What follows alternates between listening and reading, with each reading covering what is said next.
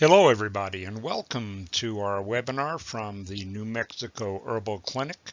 This particular webinar is on lemon balm, which is a versatile herb, and we'll get into that in just a few minutes. But first we have some issues we need to take care of. Primarily that little disclaimer on the bottom of this first slide, and what I really want to push home to you right now about this is that while it is a legal requirement, there are some important pieces of information there. Primarily, never disregard medical advice and never delay in seeking it if you really need medical advice. A little bit about myself before we begin. My name is Dave Warren. I'm the chief herbalist at the New Mexico Herbal Clinic. I've been working with herbs for 30 years, and I really do believe in their therapeutic value. Anybody who knows about herbs knows that a large number of our current medicines that are prescribed by doctors actually are derived from plants and herbs, and 80% of the world relies on herbal medicines for at least 80% of their medical daily needs. So that's something important to think about as we go through this rather interesting webinar on the herb lemon balm, which is of course a member of the mint family. So lemon balm has often been referred to as a healing herb. It's known as Melissa because of its botanical name, which is Melissa officinalis, and it's an essential herb for calming the nerves. In particular, those nerves that are involved with digestion. Now, as we go through this, I need you to understand that we may be talking about digestion, but you're soon going to see how every part of the body interacts with each other. So the digestive system may well interact with the nervous system. It may interact with the circulatory system and so on. So let's get to the meat of the issue here. Many people suffer from several different sensitivities in the gut. And sometimes they are complicated and confusing when it comes to being diagnosed, and often there are misdiagnoses involved. What's often behind these problems are in fact the nerve endings, and they've become hypersensitive around the digestive organs. Nerves themselves play a role in much of the digestive distress that we experience in this day and age, especially right now as we're recording this webinar with the COVID-19 pandemic going on. So for instance, inflamed phrenic nerves, which control the diaphragm and therefore influence the stomach. Let's pause there just a second. We're talking about the phrenic nerves, which control the diaphragm. Now that's part of the respiratory system, and it also influences the stomach. And this goes back to what I said just a few moments ago, that each part of the body interacts with the other parts of the body. Also, the vagus nerves, which run through the diaphragm and govern the stomach and digestion. So again, there's that symbiotic relationship. And the vagus nerves are sometimes behind digestive sensitivities, as are the nerves that connect the spine and the digestive tract. Again, that symbiotic relationship between all portions of the body. So if someone's stomach or their intestines are irritated for no identifiable reason, it's usually due to sensitive nerves. So what do we mean by no identifiable reason? Well, if you have a blockage in your intestines, obviously there's an identifiable reason. But if there is no such identifiable reason, it's normally due to sensitive nerves. One common occurrence is that a food, something you eat, even something very easily to digest, can rub against the lining of the intestinal tract, which causes someone with sensitive nerves to feel discomfort. Nerve sensitivities can also trigger other symptoms. For example, nausea, loss of appetite, and that one thing we always get when we seem to have a lot of stress going on, a sudden urgency to eliminate when we feel nervous. Now, lemon balm is a gift from God and Mother Nature to deal with our frazzling world. And right now, as we said before, with the COVID-19 pandemic, what could be more frazzling? People stuck at home, not going out as much, not getting as much sunlight, and all of that plays on our nervous system, and of course, we get frazzled. So lemon balm is a wonderful herb for addressing all of these situations with its soothing properties. Now, those soothing properties come from bioactive phytochemicals such as undiscovered alkaloids that calm the nerve receptors at the digestive tract so that the nerves become less sensitized and inflammation is reduced. So this makes lemon balm an extremely valuable herb for stress assistance. And lemon balm itself doesn't stop there.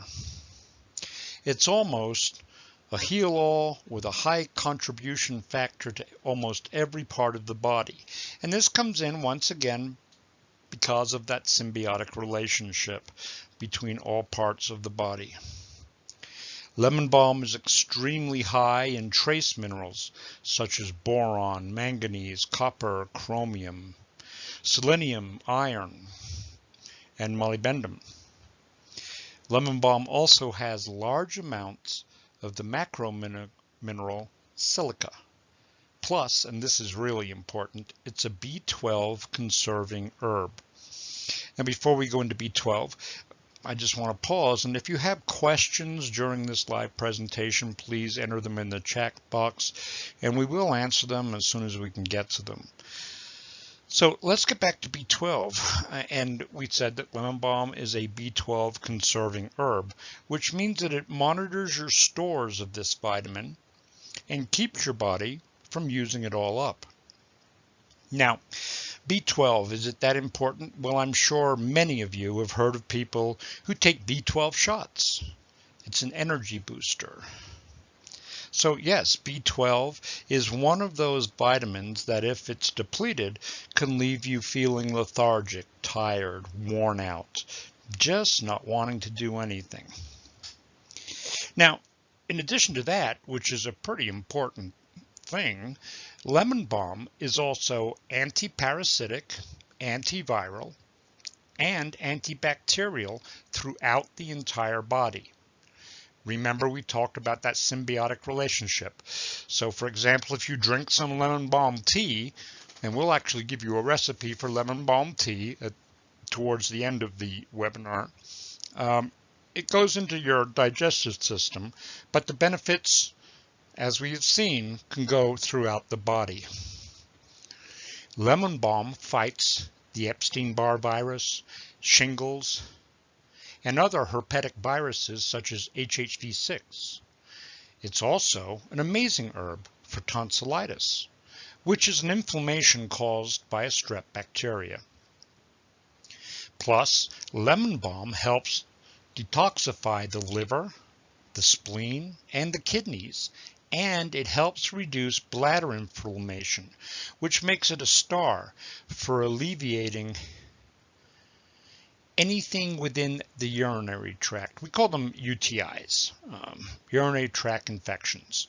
And lemon balm is a star at helping with those. That picture right there is obviously shingles. So if you have any of the following conditions, try bringing lemon balm into your life. And we have a list of them there. It's probably not necessary for me to go through each of them, but I'm going to give you a few moments to read them because there are some rather common conditions there. Attention deficit disorder, autism, Lyme disease, uh, generally feeling stress. There are so many things that lemon balm can assist you with. Now, if you have any of the following symptoms, try bringing lemon balm into your life. But a disclaimer here, if these are continuing, you need to see a medical doctor because something like a loss of appetite could be something more severe. But give lemon balm a try first and see if it helps. So if you have trouble with loss of appetite, trouble sleeping, it's great for that. Anxiousness, awesome for that too. Nervous stomach, sensitive stomach, heart palpitations, hot flashes, night sweats, frozen shoulder, stomach aches, gastritis, abdominal pain, bloating, gas, nervousness, fatigue, diarrhea, urinary urgency, urinary frequency, weight gain, weakness of the limbs, weak digestion, trace mineral deficiencies. And this is a little odd, but I'll explain it in a second. Tooth pain. So tooth pain and lemon balm, how do those go together? Well, again, lemon balm acts on the nervous system as well as the digestive system, so it can help in relieving tooth pain. But again, if tooth pain continues, you do need to see a dentist in that case. It's great for fever, seizures, nosebleeds, inflammation, histamine reaction, and brain inflammation. So as we can see, lemon balm is really almost an all-purpose herb, certainly a star within the herbal world. Now, what I use it for in our practice, besides everything we've talked about, is emotional support. Stress is one of the leading killers in the world today. And lemon balm is exceptional at helping to relieve stress. It's not the only thing you need to do, and you really should consult a professional herbalist in order to get all of the steps you need to help reduce stress. But lemon balm is a great start. And stress and insecurities often cause us to feel fearful about what's around the bend, especially right now, right? Will we ever get back to pre-COVID world? We find ourselves lying in bed at night wondering what will happen to us and our families. If you're worried about what the future holds for yourself and for others, lemon balm can help take away the worry and replace it with a sense of peace.